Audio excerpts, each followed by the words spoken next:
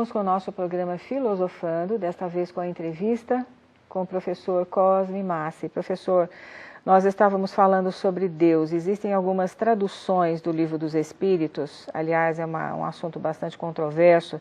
Eu gostaria que o senhor se estendesse também um pouquinho mais sobre isso.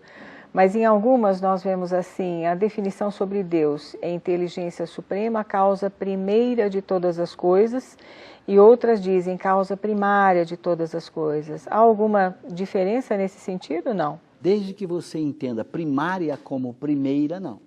Esse é o sentido usual na própria história da filosofia. Certo. Na sequência das causas, Deus seria a primeira, significando que ele é a causa de si. Não há uma causa anterior que o causou. Então ele não é efeito, ele é causa que não é efeito. Então se você entender primária como primeira, não há nenhum problema. Certo, ok. Quanto à questão das traduções do Livro dos Espíritos e das obras fundamentais, existe algum problema com relação ao português, ao francês, ao inglês? Como é que o senhor vê isso? Existem alguns erros de tradução? Lamentavelmente, nós temos muitos erros de tradução. E isto não são erros intencionais, são erros mesmo. Quer dizer, as pessoas erraram porque entenderam daquele jeito e como é uma obra difícil, em particular o Livro dos Espíritos, que é uma obra de filosofia e de ciência profunda, e Kardec era muito rigoroso com o uso das palavras, às vezes o tradutor quer fazer ficar mais bonito o texto. Então, às vezes, por exemplo, ele bota sinônimos indevidos. Uma palavra aqui em francês aparece 3 vezes a mesma palavra no texto, ele troca usando sinônimos, e nem sempre isso dá certo. Às vezes ele entende mal o pensamento, a forma como ele entendeu, então ele acaba cometendo graves erros. Tem erros que são superficiais e tem erros graves, porque contrariam o que Kardec diz. Aí esses são erros piores. O que eu sempre recomendo é assim, use mais do que uma tradução, quem não sabe o francês. Certo. Não use uma só, use 2, 3 traduções diferentes. E na dúvida, desconfie primeiro de si mesmo, depois do tradutor e por último do texto em francês. Certo. Então, se você tomar essas precauções, primeiro duvide de você, que você esteja lendo errado. Certo. Depois duvide do tradutor e confronte com o original francês pedindo ajuda de alguém. Kardec é muito preciso, eu até hoje não encontrei nenhuma contradição em suas obras.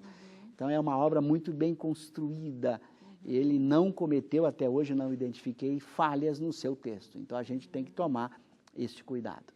O senhor fez um estudo comparativo das diversas edições do Livro dos Espíritos ao longo do tempo, não fez? Isso está no site do IPEAC.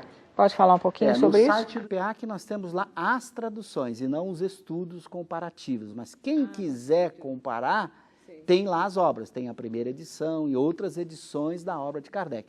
Da primeira edição de abril de 57 para a segunda, que é a de março de 1860, Kardec faz várias alterações, várias modificações. Mas não apenas modificações acrescentando coisas, mudando coisas também. Então, há uma evolução da ciência espírita de 57 para 60. Perfeito.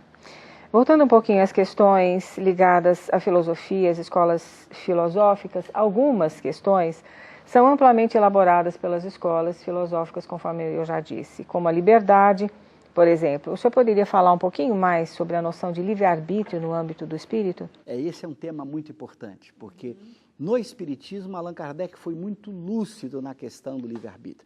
Nós existimos 2 conceitos de livre-arbítrio ao longo da história da filosofia.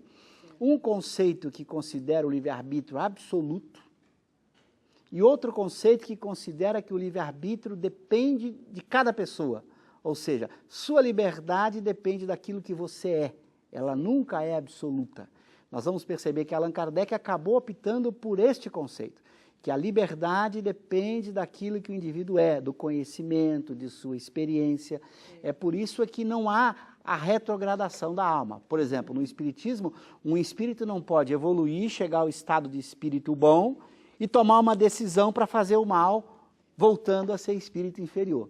Claro, se o livre-arbítrio fosse absoluto, se ele pudesse escolher qualquer coisa, Ele poderia ter a tese do anjo decaído, que algumas doutrinas religiosas adotam.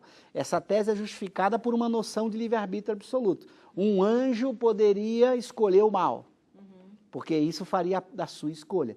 Em espiritismo, não, porque esse desejo do mal não apareceria no anjo. Para que ele pudesse escolher, ele teria que desejar o mal. Mas o anjo, por definição, não deseja o mal. O espírito bom não deseja o mal, então ele não pode fazer uma escolha ruim. Não é porque ele não quer mesmo, porque essa escolha nem surge nele. Esse desejo nem nele aparece, porque o desejo depende do que ele é. Daí uma liberdade que depende daquilo que o espírito conquistou ao longo do tempo. Então essa noção muito lustra de Kardec, que coloca o livre-arbítrio coerente com o princípio de não retrogradação da alma. Então não há espiritismo queda do espírito. O espírito não pode aprender, evoluir e depois cair. Isso é coerente com o livre-arbítrio que depende do que ele é. Como ele avançou, suas escolhas são consequências do que ele aprendeu. E não qualquer escolha, como se a gente jogasse dado para escolher, como se eu fizesse assim, ó, agora eu vou jogar para cima o dado e vou escolher qualquer coisa. A pessoa não escolhe qualquer coisa, ela escolhe a partir daquilo que ela é. Esta concepção que Allan Kardec defende, que é a concepção, basicamente, que nasce de Spinoza. Veja, curiosidade, o Spinoza que era um filósofo materialista panteísta. Num certo sentido, espiritualista panteísta, mas de um espiritualismo que nada mais é do que uma forma de materialismo. Mas, e não, por exemplo, a concepção de livre-arbítrio de Kant, que era uma concepção mais absoluta.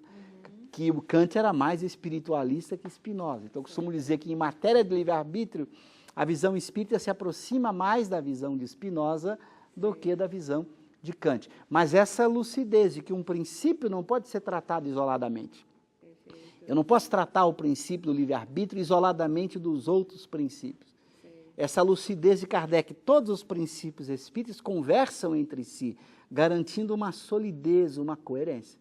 Quem adota o princípio da não retrogradação da alma é obrigado a ter uma visão de livre-arbítrio em que a liberdade depende daquilo que o indivíduo é.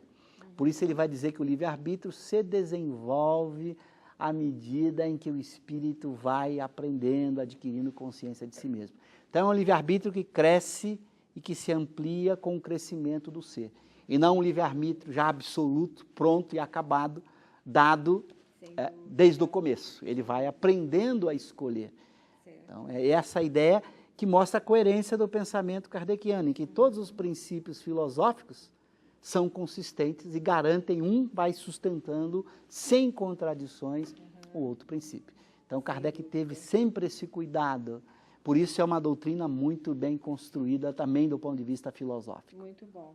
Então nós vamos para um pequeno intervalo, mas já voltamos com esse tema apaixonante. Até já!